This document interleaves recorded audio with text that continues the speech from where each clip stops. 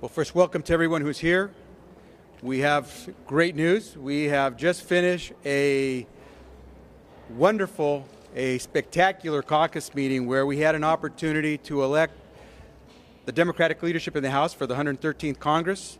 And with the enthusiasm of our colleagues in the room, we move forward with the nomination and selection of our leader, Nancy Pelosi, our whip, Steny Hoyer, our Democratic leader assistant, Jim Clyburn, our new vice chairman of the Democratic caucus, Joe Crowley from New York, and our ranking member who returns to budget, Chris Van Hollen, and as we say in Spanish, su servidor, your servant, Javier Becerra, as the chairman of the Democratic caucus for the 113th Congress. It is clear that Democrats are ready to work. The enthusiasm we see from all of these returning members, and especially from these incoming newly elected Democrats, is one where, as the president would say, we are fired up and ready to go. We believe that we can get not only the business of the people done in the coming Congress, but we believe that in this lame duck session, much can be accomplished. If we work for a fair and balanced plan, we can get there. Indeed, many of us as Democrats believe our Republican colleagues in the House should put on the floor the Senate-passed bill that would protect all middle-income taxpayers from any increase in their taxes. That passed in the Senate on a bipartisan basis, and it's sitting here in the House. We say, let's put it forward, and let's make sure that nothing is done to damage the economic recovery, especially for our middle class. So we are ready to work. We have the enthusiasm of over 200 Democrats here in the House of Representatives, and it is with great pleasure that I now ask our leader, who was unanimously elected to serve as our Democratic leader, Nancy Pelosi. Thank you very much, Chairman Becerra. Congratulations to you. I wish you much success, and congratulations to Joe Crowley, our new vice chair of the House Democratic Caucus. It's an honor to serve with Whip Steny Hoyer, Assistant Leader Jim Clyburn, and I'm so pleased that we're also joined by the newly elected ranking member on the Budget Committee. The Budget Committee. That is the center of attention right now. President Obama has said that he has pen in hand and he's prepared to sign the middle income tax cut. It has passed the Senate, it has the support of the Democrats in the House, and it is only held up by the Republicans in the House. I think it's really important for the American people to know what that obstacle is. But let's hope that that obstacle can be removed so we can go forward with a big, bold, and balanced agreement to end this fiscal crisis, to stop the going any closer to the cliff. It can be done. Democrats, we know that in order to reduce the deficit, the best thing we can do is create jobs and economic growth. In order to do that, we know that we have to prioritize our investments, and we have gone on record to make cuts of over $1 trillion. But there has to be more revenue in order for us to inspire confidence in the markets, to inspire confidence in consumers, to create jobs, to grow the economy. So we hope that we can work in a bipartisan way with our colleagues. They keep saying, where are the cuts? Over $1 trillion we have agreed to. And more to be done when we go into a new Congress in terms of tax fairness and reform, as well as addressing some entitlement issues to make them stronger. So we just think that because it must be done, let's just sit down and get it done. It's only a decision. Let's pray that our Republican friends will join us in that decision. Now it is my privilege to once again, newly elected House Democratic Whip Steny Hoyer, to speak to all of you. Thank you. Thank you very much, Madam Leader. I want to congratulate the leader for her re-election. All my other colleagues with whom I've served, congratulate them, and congratulate Joe Crowley. for his election as vice chair of our Democratic caucus. He will be a very strong, able addition to the leadership of this House. Some years ago, in September of 2008, our country faced a fiscal crisis. The then Bush administration asked the then leaders, Democratic leaders, to respond. And we did. And we stabilized the economy and started getting out of the deepest recession that we have seen. We are now confronted with another challenge. Chris Van Hollen will be speaking a little more broadly about that. The Democratic caucus and the Democratic leadership that was just elected is ready to cooperate with our Republican colleagues and work with the President of the United States to meet this challenge as well. It is critical that we do so, and I am convinced that we can do so in a bipartisan way. If we are committed to reasoning together, talking with one another, yes, compromising. Compromising is necessary in the democratic process, but if we come together, we will meet this challenge, and we will make this session of the Congress not a lame duck Congress, but a flying duck Congress that gets to the levels that the American people expect of cooperation and of success. If we do so, we can focus on creating the jobs and opportunities that our people need so that they can make it in America. I look forward to working not only with the Democratic leaders, but with our Republican colleagues as well, to do what America wants us to do, get this country on a fiscally sustainable, credible path so that we can grow economy, get jobs, and preserve opportunity for all our people. And now I'm pleased to yield to someone who has done that all of his life, been reelected unanimously as our assistant leader, who has been my friend for some 50 years, and who will continue to be a strong voice not only on behalf of middle-class Americans, but as he said today in his acceptance speech, on behalf of all of those who strive for the opportunities America has promised them and reach the middle class, and yes, the heights that their talents and their efforts will allow them to do so. Jim Clyburn of South Carolina, our assistant leader. Thank you. Thank you very much, Mr. Kennedy. Thank you for your friendship, and thank you so much for your leadership. And I want to thank our leader, who I have been very, very privileged to serve with, and who I've admired for many, many years for her tremendous leadership to this caucus. I look forward to working with Chair Becerra and Vice Chair Crowley. I know that working with our ranking member on budget, we are going to get to where we need to be in this great country of ours. I believe that all of us are well aware that all of the issues that we are discussing today were fully vetted in this campaign that national campaign we just had.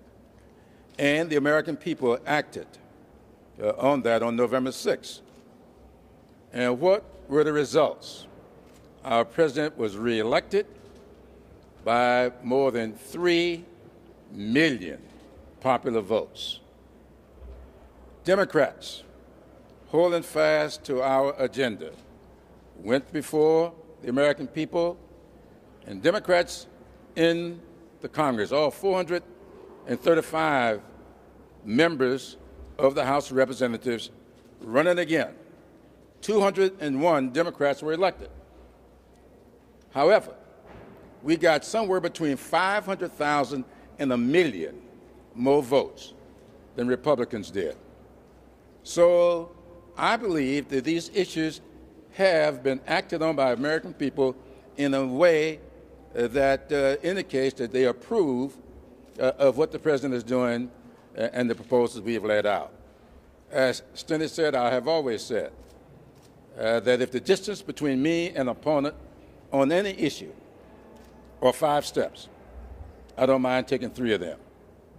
And I would hope that our Republican colleagues will honor the work put forth by Senate Democrats, when they sent their budget, a plan over here that's not been acted on.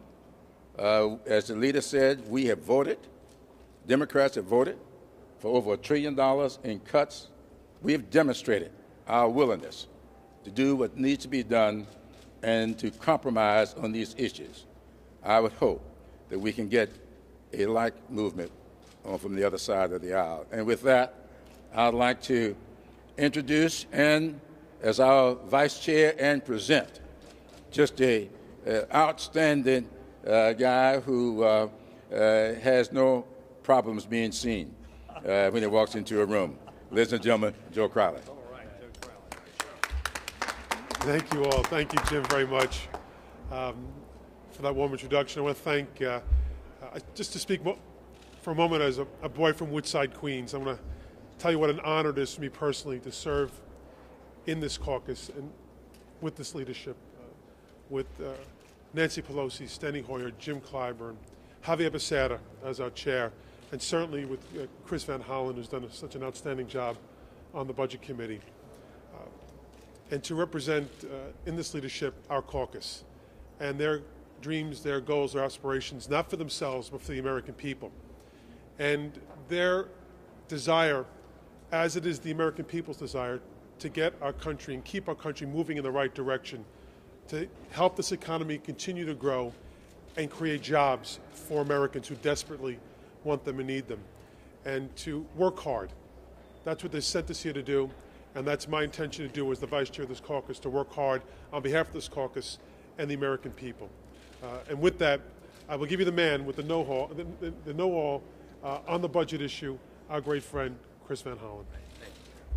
Well, let me start by joining our colleagues, Joe, and congratulating you on becoming the vice chairman of the Democratic Caucus. A great day, and we look forward to working with you.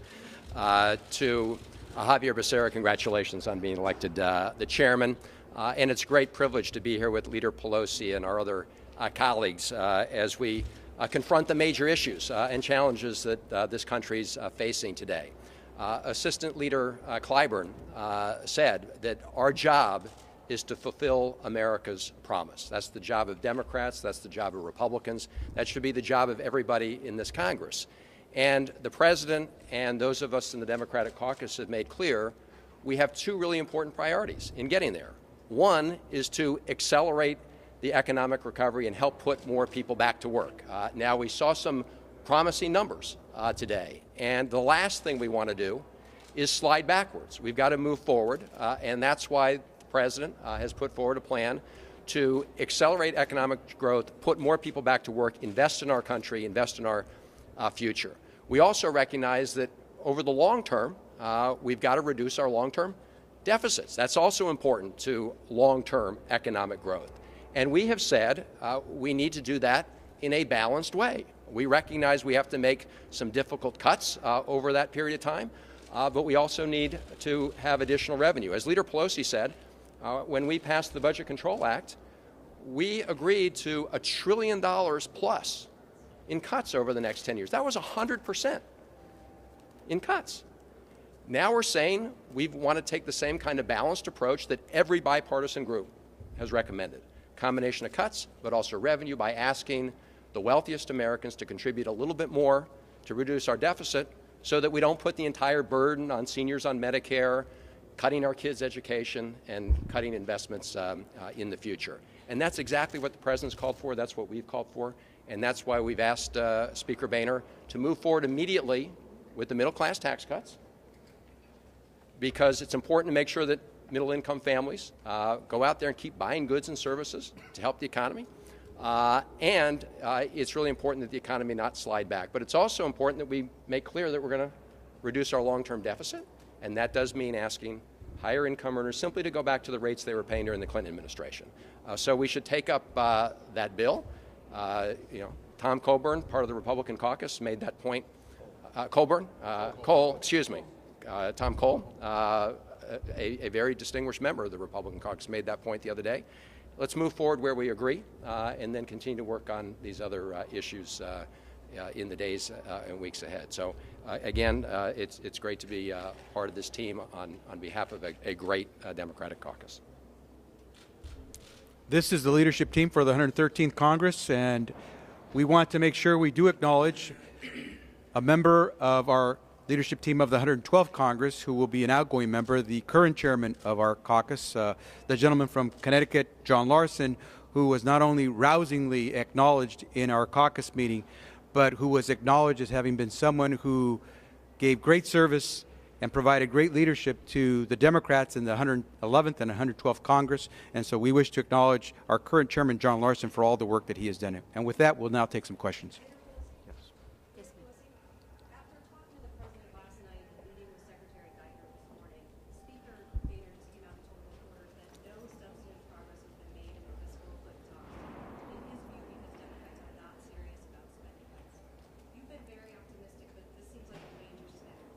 Well, I think that we don't agree on a set of facts. We are telling you here that we are not only saying that we support spending cuts, we have voted for over $1 trillion. In fact, in this very Congress, close to $1.5 trillion in spending cuts. And so we're on the record as doing that. It simply is not a fact that we are not supporting the cuts. The president has said, pass the middle-income tax. Never have we seen a situation that is so high profile, that people are so aware of because so much is at stake, of budget discussions here that practically mirror the budget discussions that people have around their kitchen tables. This $2,000 that middle-income families will receive with this budget cut, or continue to have, is something that makes a real difference to America's working families. And as the distinguished ranking member, Mr. Van Hollen, said, they can then go out and buy things. As Tom Cole said, let's give a Christmas present to the American people. And all we're saying is, we're willing to make the cuts. We want to go back to the revenue rates under the Clinton era, which were part of and enabled the private sector to have historic economic growth, creating over 20 million jobs. And we think jobs are central to our economic recovery. Not only do they alleviate the need for social services, they increase demand, inject demand into the economy, and create jobs. So it's about confidence for the consumer. It's about confidence for the markets. It's very, very important that we decide to honor our responsibility to the American people. So the facts are different as you presented. I didn't hear what he said, but if he said we have not been serious about cuts, we voted for them. We know they're necessary. We want the middle-income tax cut to be passed. The president has pen in hand. The Senate has voted on it. The Democrats in the House support it. It only remains for the Republicans in the House to move the bill. This is very similar to what happened on the payroll tax holiday. You recall. The president was calling for it. The Senate voted for it. House Democrats won it. Republicans isolated themselves and painted themselves really in the corner, and then they had to come around. I think they'll come around. Yes, no, Do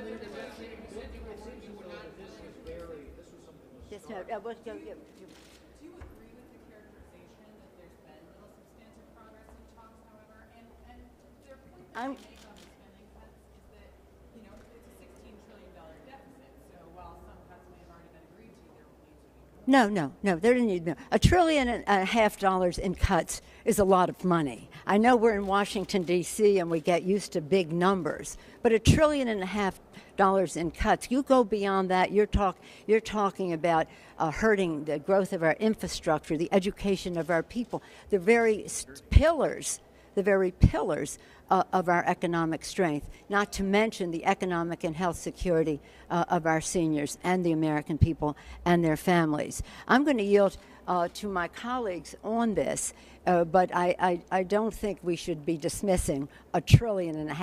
And all we're asking the Republicans to do is to let the high income tax cuts expire. That's $800 billion. So if you think $1.5 trillion isn't much, you must think $800 billion.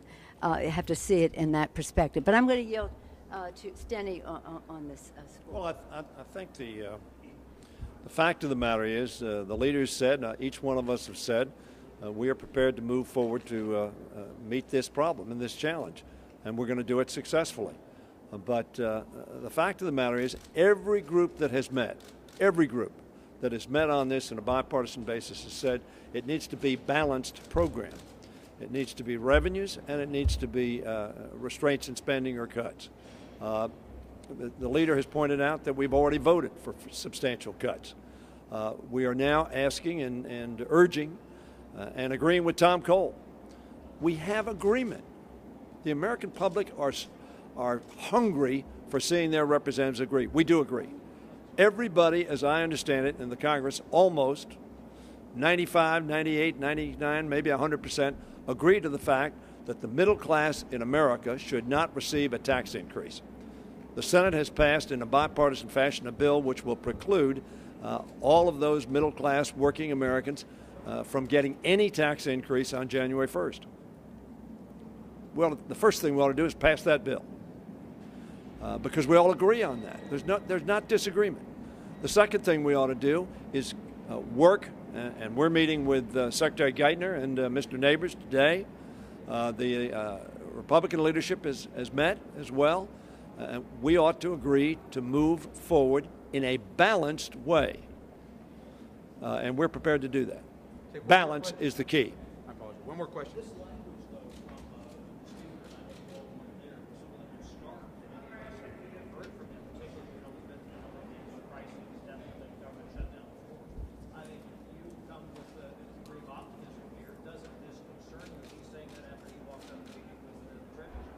It's a tactic.